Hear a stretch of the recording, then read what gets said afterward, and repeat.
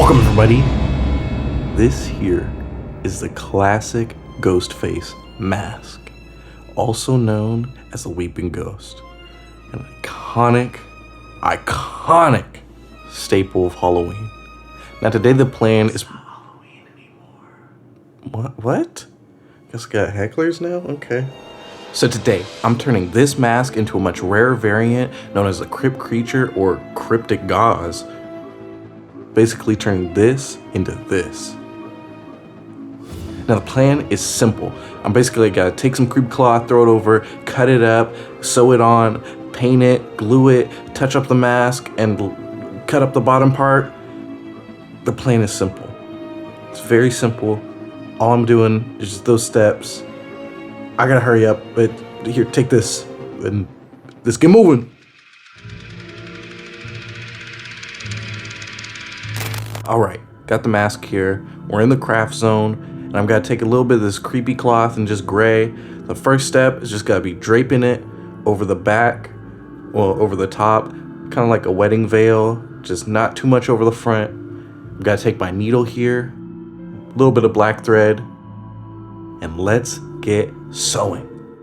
So starting off with the sewing, I'm just tying my first knot through both the shroud and the creepy cloth with about 3 feet of thread. You don't need that much. You just gotta be doing a couple little lines. And for the stitch, I'm just doing a basic back stitch, going over the creepy cloth a couple times. What you might not know about me is I'm good at threading needles. I'm not good at sewing. So I'm just doing whatever I can. And then for the direction, I'm just going in a rectangle. You can just do it once. If you want, you could do it twice, but we will be coming back around later. So next, I'm just taking some scissors to the creepy cloth and starting pretty low at the front.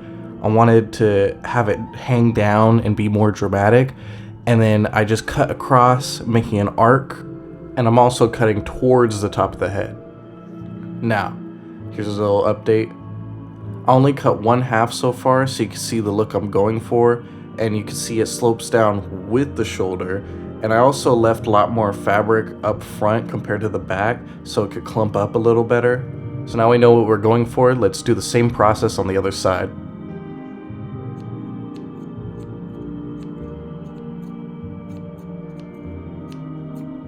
So it's a little low on this side. I'm gonna keep cutting up just to balance it out.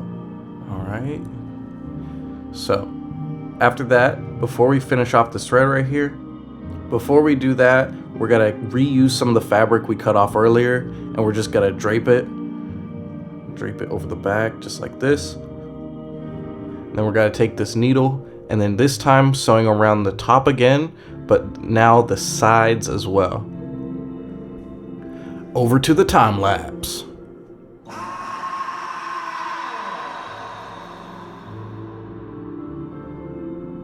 So we grab our scissors and we're just gonna start snipping at the fabric that's covering up the face. You could do this however you want. I'm just doing, I'm gonna be making a couple strips. So here's my strips. So I made 2, they're asymmetrical. You can do it however you want, of course. And then you're gonna cut up the edges of the fabric just to make it more frayed. Then when you're done with that, you just gotta start bunching up the fabric and rolling it in your fingers, and it's gotta give it this old, like curled up and decayed look. That's what we're going for. So then you wanna make sure you do that all the way around, especially on these longer parts, because you definitely don't want any of that coming out. Any edges you see all around the mask, especially around the back, and also make sure to do the different layers. And it's just simple curling with your fingers. All right, so when you have it how you want it, we're just gonna start cutting up the little parts of the shroud. Now this part, I think we've all done this as kids, cutting up like costumes to make them more spooky. So I'm just making a few small snips. And also make sure to open up the streamers to get more variation in your cuts. Do the same thing on the other side, of course. And also, I'm kind of ripping the fabric a little bit, give it more frayed edges. So now we're done with the bottom of the streamers. We're gonna do this same thing, but on the bottom and also with bigger cuts.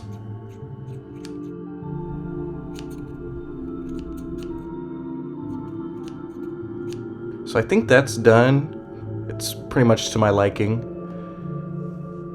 Yeah. So now the next step is to start painting both the creepy cloth, and then also I want to touch up the mask. There's a few defects with the eye and the mouth. All right, let's go to the painting zone. All right, got this cup here filled with a little bit of water. We're gonna use that to water down some cheap, like just the cheapest black acrylic paint you could get. Just gotta pour a fair bit in there. All right. Then to thicken it up, you also want to pour just a little bit of glue in there to keep the threads in. Stir that around. Now we're just gonna lay out the creepy cloth on a plastic surface. Take our paintbrush. Now you want to go super heavy with it because the dark paint, sorry for that interruption, I guess the lighting changed. So you want to go in pretty heavy with the paint because the paint will soak into the fabric and lighten up. And then make sure to go around all the edges, locking the threads in.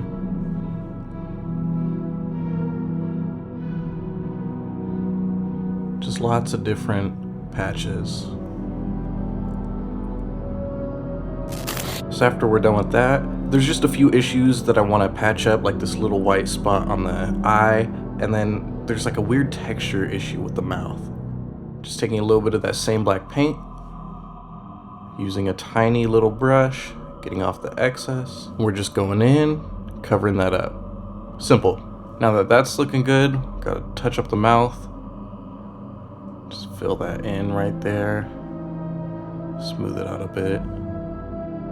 Now we got all that done. Just gotta do our final inspections of the mask. And then if we see anything, fix it.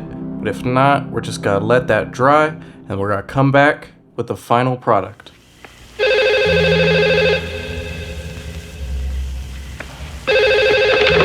Hello? Hello? Yes? What number is this? Well, what number are you trying to reach? I don't know. Well, I think you have the wrong number. Wait, don't hang up. What? You like scary movies? Uh-huh. What's your favorite scary movie? I don't know. You have to have a favorite. What comes to mind? You know, the one with the guy in the white mask who walks around and stalks babysitters? Yeah. What's yours? Guess. Okay, so here it is, the final product of the mask. I think it turned out pretty well in my opinion. So all the creepy cloth looks really good. It looks really old and creepy and decayed. Here's a quick 180 of the whole mask. Here's the back as well. Okay, so this mask turned out, oh shit. Well, it looks like the construction's pretty good. I'm still trying to figure out why this is so important to me. Why masks are just so meaningful. I believe perception is what strikes me about these masks. The stories we wear and reflect on our faces. And the stories we choose to hide.